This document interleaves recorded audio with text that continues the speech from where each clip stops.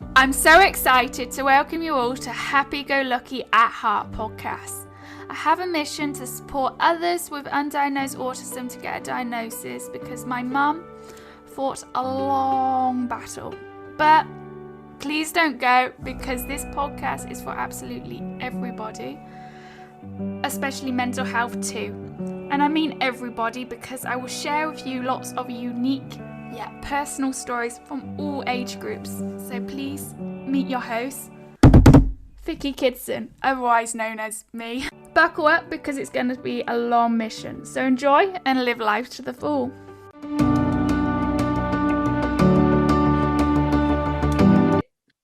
Hi, welcome to this next episode for Autism Awareness Month and Sexual Assault Month, to end the month on a high.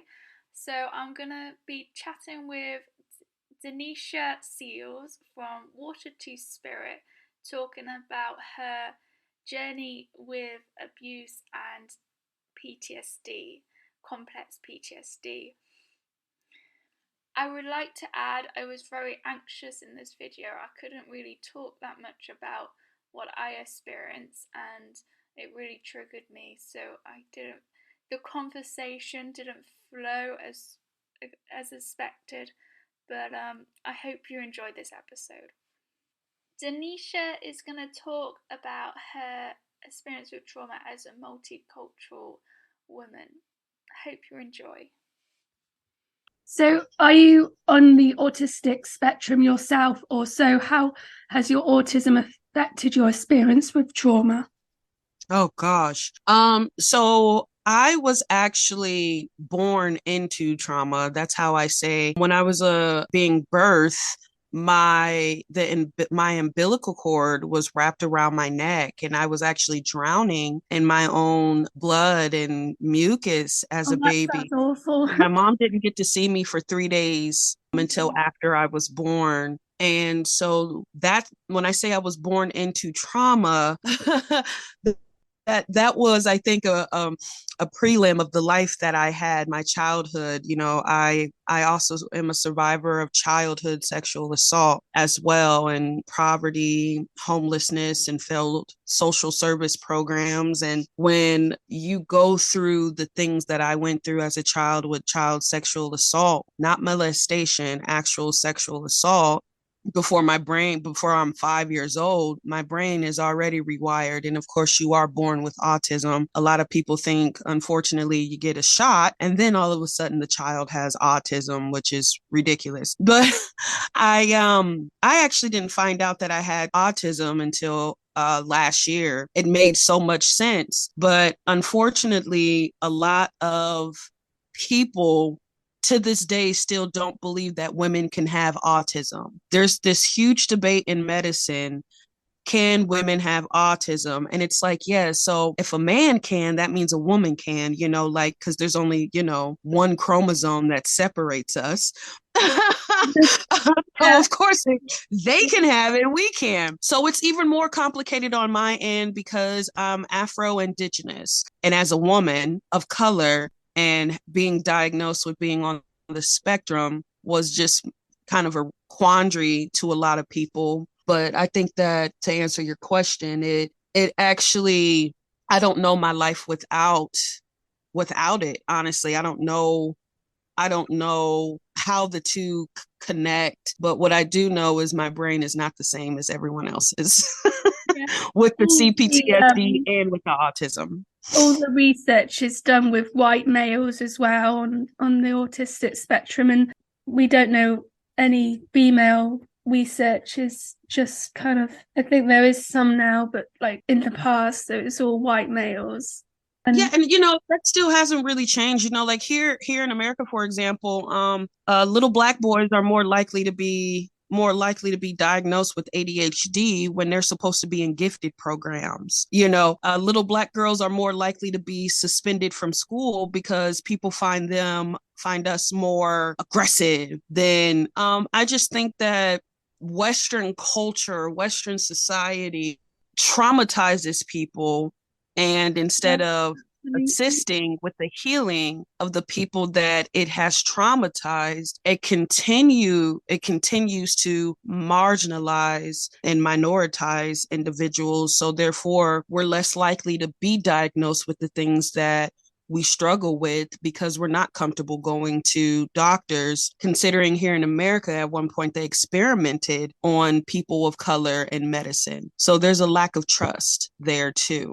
Yeah, before your autism diagnosis, were you struggling with your mental health? Well, I was diagnosed my senior year of college with post-traumatic stress disorder. Again, like I stated, you can't have had the childhood I had and not come out squeaky clean, right? Like I said, I was born into trauma and with a family full of trauma themselves. So I would say yes, it was a struggle, not in the way other people think. It was more of a struggle with my ego saying, well, there's a stereotype of people saying, well, the slaves didn't need mental health treatment. It's like, yes, they did. You couldn't have walked around being beat and raped and someone's property and then come into segregation and lynchings. And you want to sit here and tell me that our ancestors and our elders didn't need it. That's BS.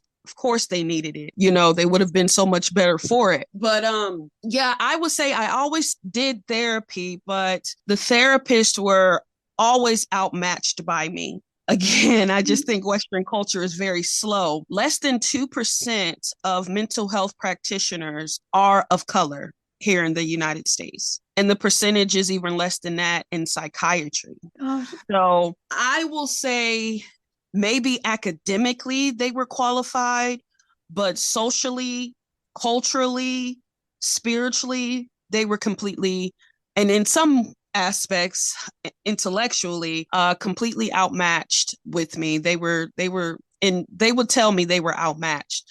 So a lot of the struggles that I had was also within the system, the mental health system. They thought that it would be better for me to have a Black psychiatrist, but that was more of an issue because she had some of the same traumas that I did. And instead of working through her own traumas, what she did was become a psychiatrist to help other people kind of get over their experiences. And so my struggles did have to do with addressing childhood trauma, but it also had a lot to do with the battle I had with mental health practitioners in the system. I had a stroke in the neonatal period, and meningitis. I was also a poorly baby at the start of my life. Wow. Yeah, suspected meningitis. We don't know for certain, but I definitely had a stroke in the neonatal period. Yeah, I understand. Yeah. Well, you're doing well with the interview. Yeah. Yeah. Okay. Because I had the stroke very early on. My brain's managed to develop as getting into adulthood, so you can't really tell. Well, there's the saying there. Well, that also shows your strength, right? Yeah, absolutely. Briefly describe your sexual trauma. Yeah. So it happened from the time I was 5, up until, goodness, it was about 16 or 17 years old, actually. That's very long. Of course it is. That's why I said, the complex PTSD, and then being autistic on top of that, right? So you could just imagine what my brain looks like. But yeah, in terms of the sexual assaults, I mean, what, do you have a specific question? I mean, I don't mind answering. I just need to know, like, specifically. Women with autism are more vulnerable to abuse because they can't really spot the signs early on, like the warning signs, so they get drawn into it. I think here, in my case, every woman on my mother's, all of my grandmother's daughters were sexually assaulted. My grandma was also sexually assaulted. So it was generational. And I believe all of my grandma's granddaughters were also sexually assaulted throughout their childhoods. So it's generational when it comes to a lot of families, and unfortunately, including mine. It stopped though with I think my sister broke the cycle, and of course, with my children, when I decide to be a mom, I'll be breaking that cycle too. Yeah. So it was just a cycle. Yeah, like close up family. I was like his grandparents, great grandparents and stuff. So I was the first girl born into my dad's family. I mean, not including cousins, but just his close family. Mm-hmm. So I can't really tell much because there might be some legal proceedings. So I can't really go into detail about. Okay, well, yeah, absolutely. How has your experience with trauma affected your mental health and well-being? Well, I would say just like with anyone else who experienced trauma, but except that I'm not saying people give up. I'm just saying I refuse to give up. I want to have my best life. For example, with Water2Spirit, my company, I have a company now. I'm also an award-winning filmmaker. I'm also an award-winning entrepreneur. I'm also, a published children's book author. So the way that I choose to handle a lot of the trauma that I've experienced is have creative outlets to give back to the community so people know that they're not alone. What age were you when you decided to turn your life around? In terms of turning my life around, as a child, I wasn't responsible for the life that I was living. So I will say immediately when I was able to get out of the house, I went to college, as a first generational college student, graduate too. So as a child, the life that I was living, I had no control over because I was a child. So I don't feel like I had to turn my life over or turn my life around. I felt like escaping was optimal. Did you ever run away or? No, I did not. Have you sought out therapy or other forms of support for trauma? Well, yes, like I said, my issues have always been with, I've done everything that they say you're supposed to do, the therapy. But again, I never really had great experiences, like I previously said, they're outmatched. They were outmatched. So yeah, that's fine. I mean, but no, not that's fine. But what I'm saying is that can you go into detail about your experience with these resources? Yeah, they were just terrible.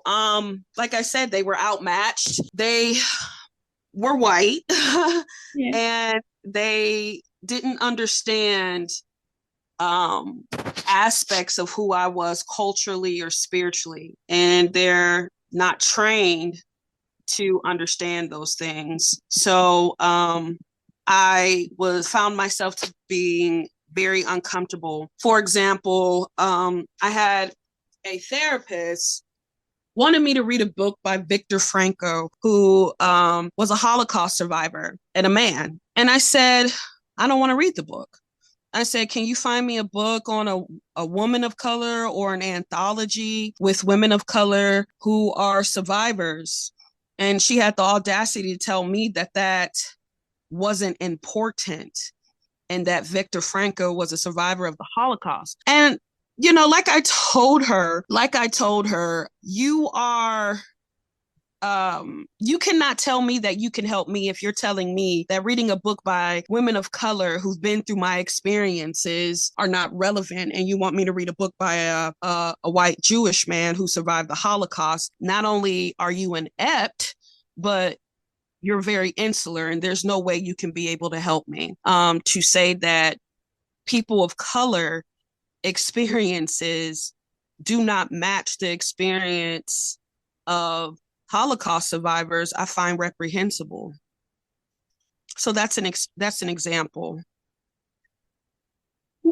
Sounds awful. How has your autism affected the process, the ability to access or benefit from trauma healing resources? I don't think I understand the question.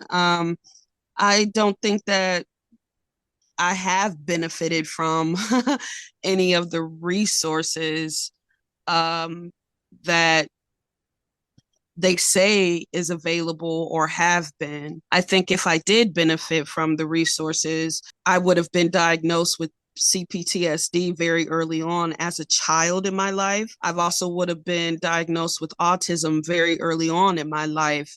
I wouldn't have had to wait as an adult to find those things out. So I will say that none of those resources aided me into becoming the woman that I am today. Have you found any particular therapies or strategies that have been especially helpful in your healing process? Yeah, just going directly into what hurts, how it hurts, why it hurts, who's responsible, work through my been through. And I didn't need therapy to teach me that. I know some people do, but because my experiences were so bad early on. So I do a lot of martial arts. And like I said, I have creative outlets that assist me with my healing process and my journey. Do you write poetry? Not as often as I used to, but yes, I do. I used to perform spoken word poetry when I was in high school. Yes. Yeah, I love poetry. I think that's my gift from my trauma. Well, your gift will help you heal. Utilize Yeah. your gift to help you heal. That's what I do. Have you experienced any difficulties or going into detail now, challenges in communicating with therapists or other mental health professionals because of your autism or multicultural background? Well, yeah, like I said, it's yeah, sometimes they want me to teach them, and it's not my job to teach a therapist. Like I tell people, it's not my job to teach white people about who I am. It's not the client's job to teach you anything. It is your job to go outside of that box that we all create around ourselves and others, to learn, to hear, to listen, and to accept. So Sums it up. How have your relationships with friends and family been affected by your experience with your trauma? well, I don't call everybody my friend. I have one really good friend, and I have an amazing partner. I love him to death.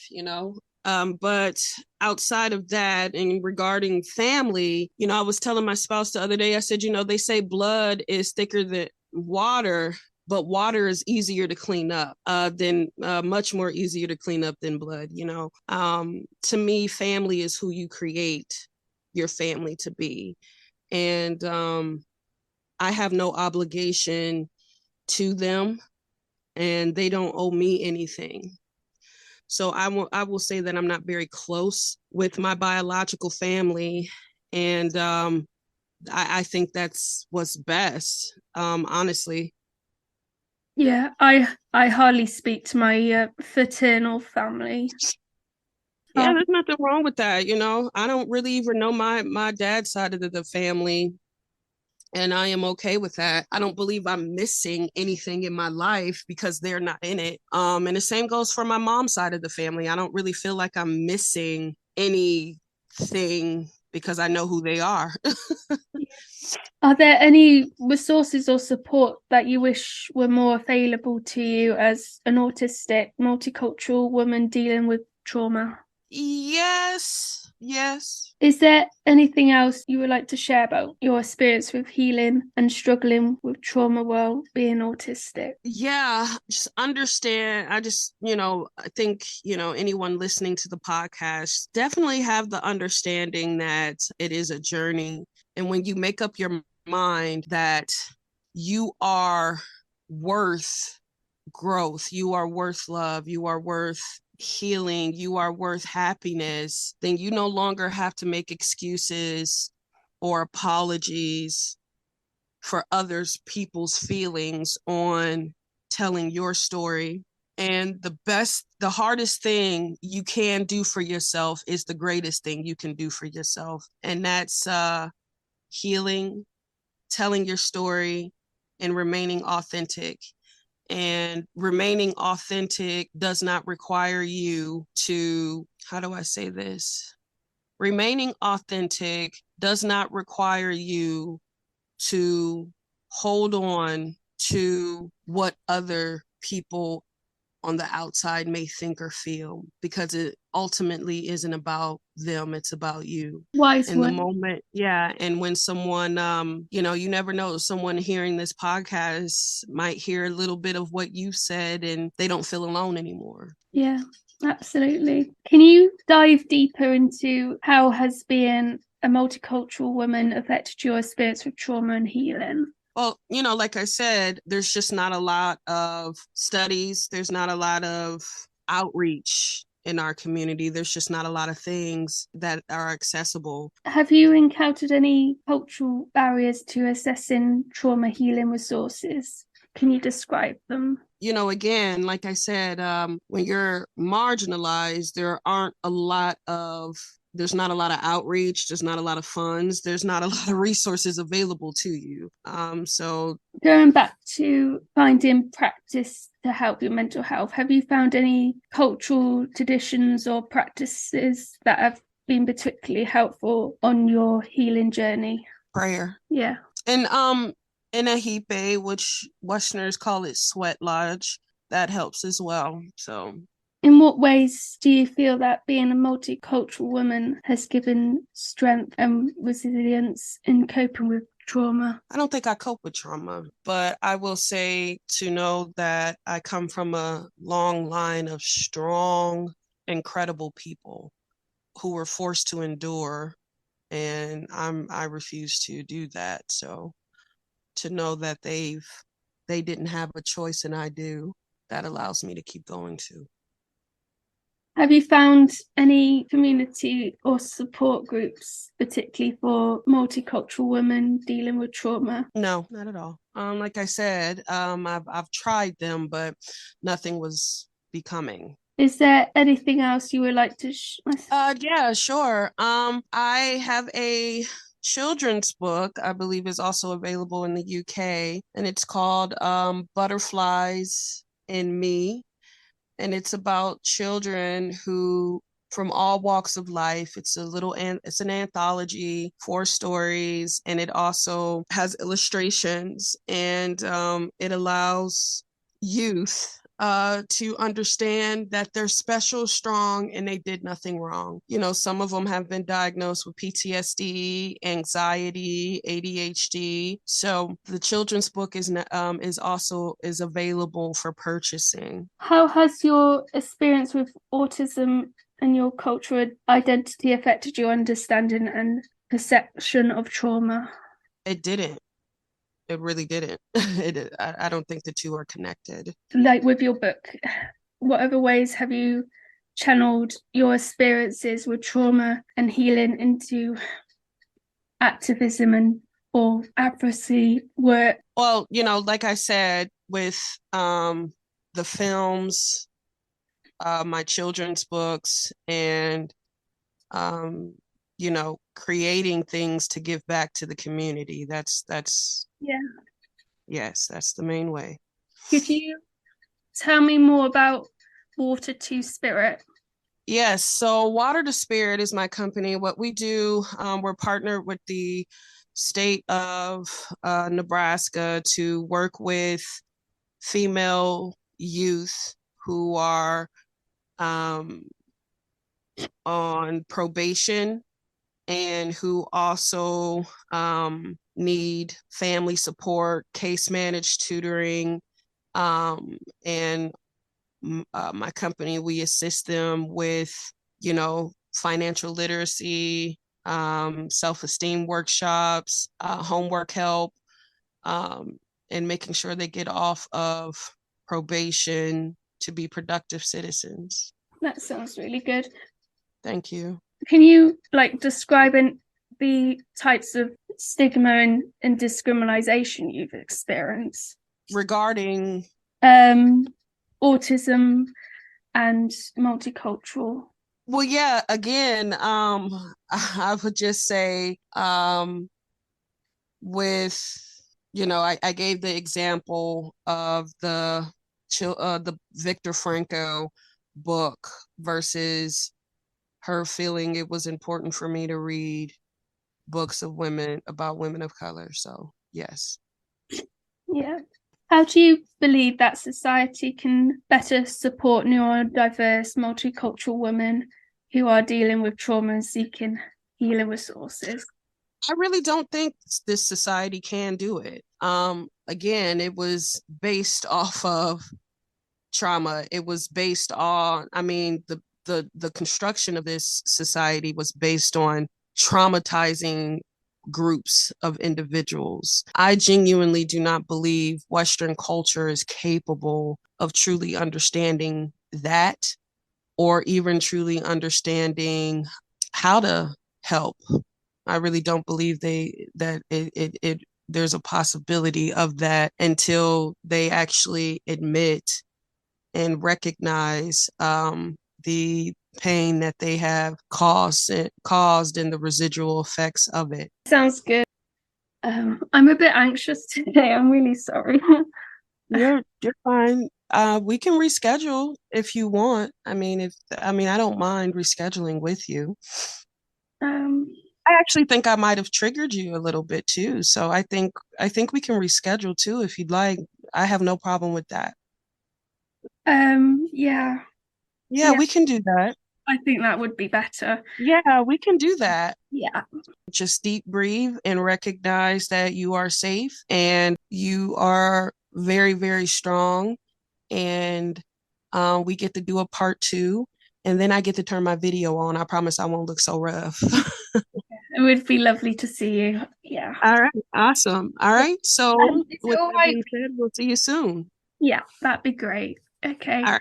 All right. Have a good day. Bye. Bye. If you like my content and want me to create more, please support my show on Ko-fi/Missy Autistic and become an insider and buy me a virtual coffee. And also, if you want a free autism planner, link in show notes. Thank you. A virtual coffee, you are helping me creating more fun content and more awareness, so it really does make a difference. So thank you.